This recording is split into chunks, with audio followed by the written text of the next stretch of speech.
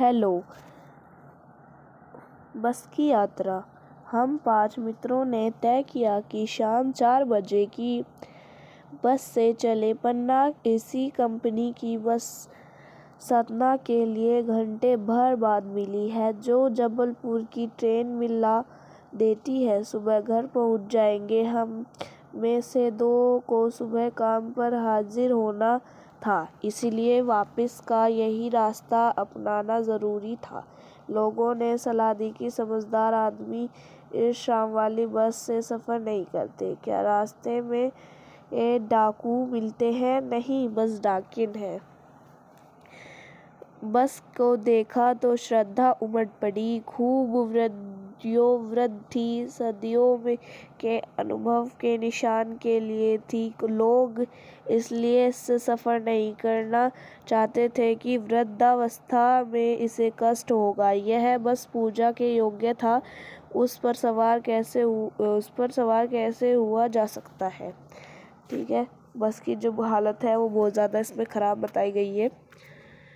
अब बस कंपनी के एक हिस्सेदार भी उसी बस से जा रहे थे। हमने उनसे पूछा, यह बस चलती भी है? वह बोले, चलती क्यों नहीं है जी, अभी चलेगी।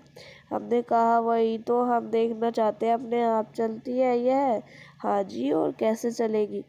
गजब हो गया, ऐसी बस अपने आप चलती है। हम आगा पीछा करने लगे। डॉक्टर मित्र ने कहा, डरो मत, चलो, बस अनुभवी है, नई नवेली बसों से ज़्यादा विश्वसनीय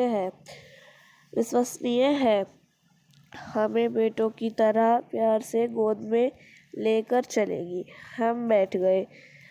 जो इसमें डॉक्टर है उन्होंने कहा कि जो बस है वो बहुत ज़्यादा नई नवेली दुल्हन से भी ज़्यादा विश्वसनीय, विश्वास करने वाली है, दुल्हन से नहीं, नई नवेली बसों से ज़्यादा।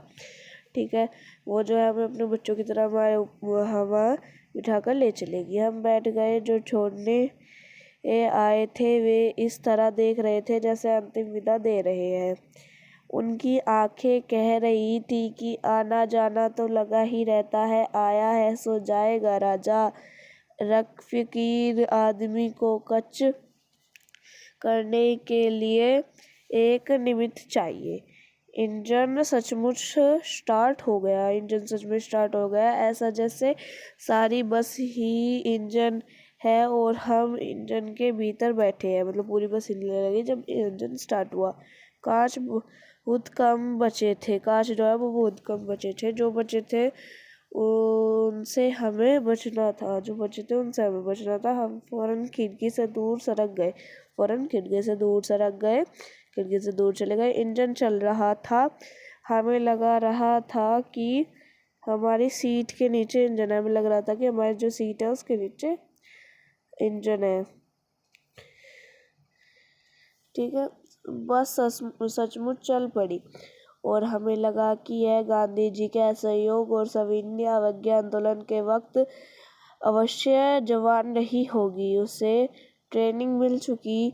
हर हिस्सा दूसरी से असहयोग कर रहा था। पूरी बस सविनय अवज्ञा आंदोलन के द्वारा दौर से गुजर रही थी। सीट का बॉडी से असहयोग चल रहा था। कभी लगता सीट बॉडी को छोड़कर आगे निकल गई, कभी लगता कि सीट छोड़कर बॉडी आगे भागी जा रही है। जो उसकी बस की बहुत ज़्यादा हालत ख़राब थी, तो सोचा कि जब गांधी जी का वो वक्त चल रहा था तो जवान हो गई, बूढ़ी हो चुकी है, उसको पहले ही ट्रेनिंग मिल चुकी है। ऐसा लगता था जैसे कभी तो हमारी बॉडी आगे जा रही है और कभी बस की जो सीट है वो आगे जा रही है। 8-10 मील चलने पर सारे भेदभाव मिट गए। यह समझ नहीं आता था कि सीट पर हम बैठे हैं या सीट हम पर बैठी है। ये नहीं पता चल रहा था कि हम सीट पर बैठे हैं, सीट हम पर बैठी है। एकाएक बस रुक गई। मालूम हुआ कि पेट्रोल की टंकी में छेद हो गया है। ड्राइवर को बाल्टी में पेट्रोल निकालकर उसे बंगाल में रखा और नली डालकर इंजन में भेजने लगा। अब मैं उम्मीद कर रहा था कि थोड़ी देर बाद बस कंपनी के हिस्सेदार इंजन को निकाल कर गोद में रख लेंगे और उसे नली से पेट्रोल पिलाएंगे। जैसे बच्चे जैसे माँ बच्चे के मुंह में दूध की शीशी लगाती है। जब फिर बस का पेट्रोल जो है वो ख़त्म हो चुका था और जो ड्राइवर जो है वो पानी मतलब जो तेल होता है, पेट्रोल जो होता है वो इंजन में डाल रहा था और ऐसा लग रहा था जैसे वो गोद में लेकर इंजन को इंजन को पेट्रोल पिला रहा हो, जैसे माँ अपने बच्चों को दूध पिलाती है शीशी से। बस की रफ्तार अब 15-20 मील हो गई थी। मुझे उसके किसी हिस्से पर भरोसा नहीं था। मुझे उसके किसी हिस्से पर ब्रेक फेल हो सकता है, स्टीयरिंग टूट सकता है। प्रकृति के दृश्य बहुत लुभावने थे। दोनों तरफ हरे भरे पेड़ थे जिन पर पक्षी बैठे थे। मैं हर पेड़ को अपना दुश्मन समझ रहा था। जो भी पेड़ आता डर लगता कि इससे बस टकराएगी। वह निकल जाता तो दूसरा पेड़ का इंतज़ार करता। झील दिखती तो सोचता कि इसमें बस गोता लगा जाएगी। जो अगर कोई भी पेड़ आता तो मैं डर जाता। लेखक ने कहा कि मैं डर जाता कि ये टकरा ना जाए, और कोई भी झील आती तो मैं सोचने लगता कि ये गोते ना लगा जाए। एकाएक फिर से बस रुकी। ड्राइवर ने तरह तरह की तरकीबें की पर वह चली नहीं। इस अविन्यावज्ञा आंदोलन शुरू हो गया था। कंपनी के हिस्सेदार कह रहे थे कि बस तो फर्स्ट क्लास है जी, यह तो इत्तेफाक की बात है। शीन चांदनी में वृक्षों की छाया के नीचे वह बस बड़ी दयनीय लग रही थी। लगता जैसे कोई वृद्धा थक कर बैठी गई हो। हमें ग्वालिन एक हो रहा था कि बेचारी पर लदकर हम चले आ रहे हैं। अगर इनका प्राण हो गया हो तो इस बियाबान में हमें टेस्ट करनी पड़ेगी। ठीक है, पढ़ते हैं। हिस्सेदार साहब ने इंजन खोला और कुछ सुधारा और बस आगे चली। उसकी चाल और कम हो गई थी। धीरे धीरे वृद्धा की आंखों की ज्योति जाने लगी। चांदनी में रास्ता टटोलने व रेंग रही थी। आगे या पीछे से कोई गाड़ी आती दिखती तो वह एकदम किनारे खड़ी हो जाती और कहती, निकल जाओ बेटी, अपनी तो वह उम्र ही नहीं रही। एक पुलिया के ऊपर पहुँचे ही थे। एक टायर फिस करके बैठ गया। वह बहुत जोर से हिलकर थम गया। अगर स्पीड में होता तो उछलकर नाल में गिर जाती।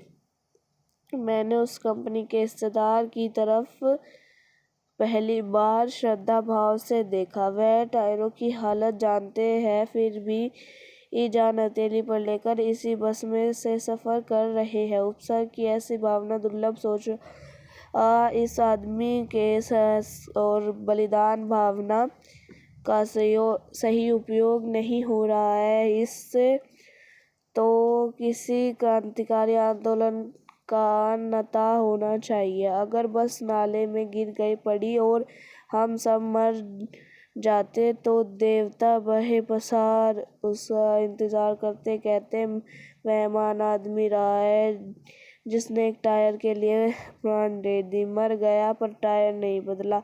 दूसरा घिसा टायर लगाकर बस फिर चली। अब हमने वक्त पर पन्ना पहुंचने की उम्मीद छोड़ दी थी। पन्ना कभी भी पहुंचने की उम्मीद छोड़ दी। पन्ना क्या कहे, कभी भी पहुंचने की उम्मीद छोड़ दी थी। लगता था जिंदगी इसी बात में गुजरनी है और इससे सीधा ऐसा लगता है हम मर जाएंगे। इस पृथ्वी पर उसकी कोई मंजिल नहीं है। हमारी बेताबी तनाव खत्म हो गया। हम बड़े इत्मीनान से घर का रास्ता तय कर रहे थे। चिंता हो जा रही थी, चिंता खत्म हो गई थी और हंसी मजाक चालू हो गई थी। और जो ये कविता इसमें यहाँ पे जो बताई गई थी ना, ये वाली बात वृद्धाओं की तरह, ये वाली यहाँ पे तो उसमें बुढ़िया के उसमें देखा गया है जैसे वृद्धा के और जो बड़ी बड़ी गाड़ियाँ होती थी वो उनको कहती थी कि जाओ बेटी, मेरी तो उम्र ही निकल गई है। ठीक है, अब ये जो लिखी है वो हरिशंकर परसाई ने लिखी है, जिसका प्रश्न अभ्यास जो है हम अगली वीडियो में करेंगे। Thank you for watching this video. Please do subscribe, like, share and comment also.